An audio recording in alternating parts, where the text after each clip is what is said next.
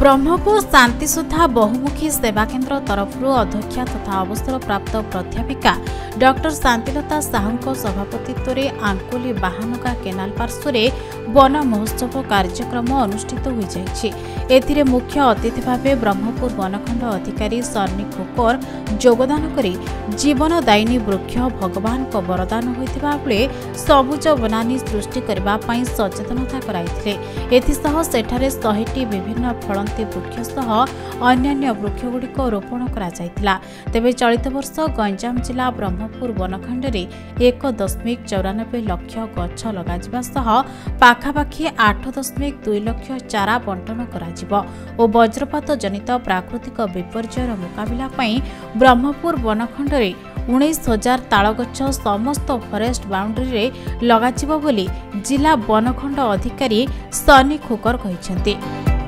वृक्ष ही नीरव निश्चल जीवन ठार मृत्यु पर्यंत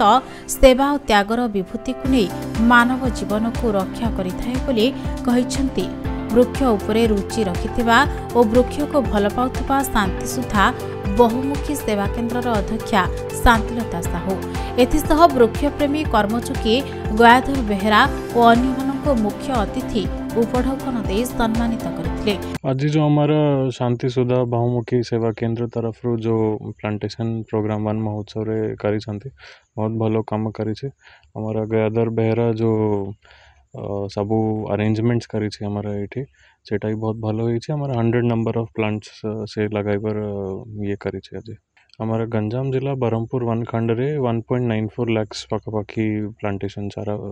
ये अच्छे करीबे आम डिपार्टमेंट तरफ तापर हमारा पाखापाखि 8.2 लाख चारा आम डिस्ट्रीब्यूशन करेंगे वर्ष वृक्ष लगे हमारा फ्रूट एंड फॉडर प्लांटेशन रही से भितर हमारा बहुत सारा फ्रूट एंड फॉडर स्पीशीज आम लगे। मोर परिचय डॉक्टर शांतिलता साहू अवसर प्राप्त ओडिया भाषा साहित्य विभाग मु प्राध्यापिका बहुत साहाय्य सहानुभूति आम पाई 100 उपरे गछ आम माने लगेइछु। आज आमर जे कि वनखंड अधिकारी सन्नी खोकर सी आज आमर वृक्षारोपण कार्यक्रम जग देइथिबारु आमे तांको बहुत संवर्धना ज्ञापन करछु बहुत कृतज्ञता ज्ञापन करछु आमे तांको आज आज आमर गणमाध्यम भाई माननकु आ जो माने कि श्रम आ